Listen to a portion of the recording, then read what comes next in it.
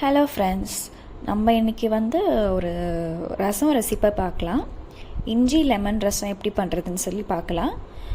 Welcome back to my channel. இந்த சேனலுக்கு நீங்கள் புதுசாக இருக்கிறீங்க அப்படின்னா கண்டிப்பாக சப்ஸ்கிரைப் பண்ணுங்கள். அப்போ தான் நாங்கள் போடுற வீடியோஸ் உங்களுக்கு கரெக்டாக வரும். என் பேர் வைஷ்ணவி.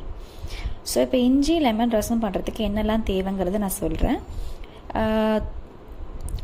பருப்பு நீங்கள் குக் பண்ணி வச்சுக்கோங்க. அதோட பருப்பு, அப்புறம் அதோட தண்ணி, அப்புறம் தக்காளி, கொஞ்சம் இஞ்சி, 2 பச்சை மிளகா.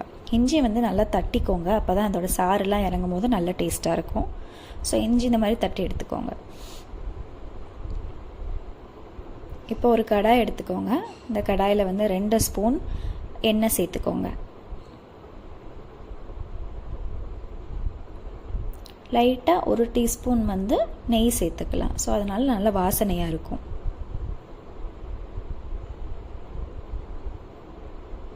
அப்புறம் ஆட் பண்ணி நறுக்கி வச்சுருக்க பச்சை மிளகா 2, அதுக்கப்புறம் இஞ்சி, அதுக்கப்புறம் தக்காளி.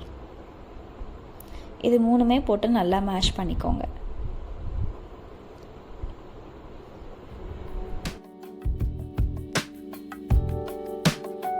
அதுக்கப்புறம் கொஞ்சமாக கருவேப்பிலை எடுத்து அதுலேயும் நான் போட்டுருவேன். இது ஒரு 5 நிமிஷம் நல்லா அந்த தக்காளி இஞ்சி இறங்குற மாதிரி உங்களுக்கு தெரியும். கொஞ்சம் வாசனை வரும். அது வர வரைக்கும் மேஷ் பண்ணிக்கோங்க. அதுக்கப்புறம் அதுக்கு மஞ்சள் பொடி 1 டீஸ்பூன் போட்டுக்கோங்க.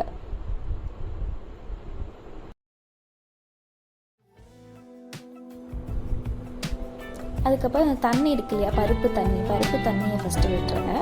பருப்பு தண்ணியை விட்டதுக்கப்புறமா நம்ம பருப்பு வச்சுருக்கோம் இல்லையா, அதையும் நல்லா மசிச்சுட்டு நீங்கள் அந்த பருப்பு அதில் ஆட் பண்ணிக்கோங்க.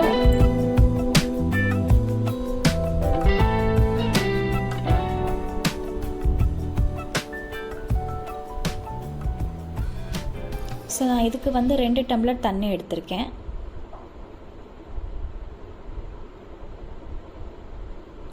இப்போ இது ஒரு 5லேருந்து 7 நிமிஷம் நல்லா பாயில் ஆகட்டும்.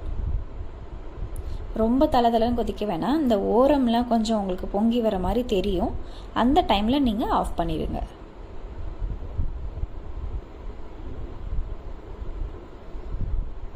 இப்போ பாருங்கள், இஞ்சி லெமன் ரசம் ரெடி ஆகிடுச்சு. லெமன் எப்போ விடணும்னா, நீங்கள் இந்த ரசம் பண்ணதுக்கப்புறமா ஒரு 2 நிமிஷம் 3 நிமிஷம் ஆறட்டும். அதுக்கப்புறமா இந்த லெமனை நீங்கள் அதில் விடுங்க. ஸோ ரொம்ப டேஸ்ட்டாக இருக்கும். இது ரொம்ப ஹெல்த்தியும் கூட. கண்டிப்பாக இந்த ரெசிபி நீங்கள் வீட்டில் ட்ரை பண்ணி பார்த்துட்டு உங்களுக்கு பிடிச்சிருந்ததுன்னா கமெண்ட் பண்ணுங்கள், லைக் பண்ணுங்கள், ஷேர் பண்ணுங்கள். அண்ட் நம்ம சேனலுக்கு புதுசுனா மறக்காமல் சப்ஸ்கிரைப் பண்ணுங்கள்.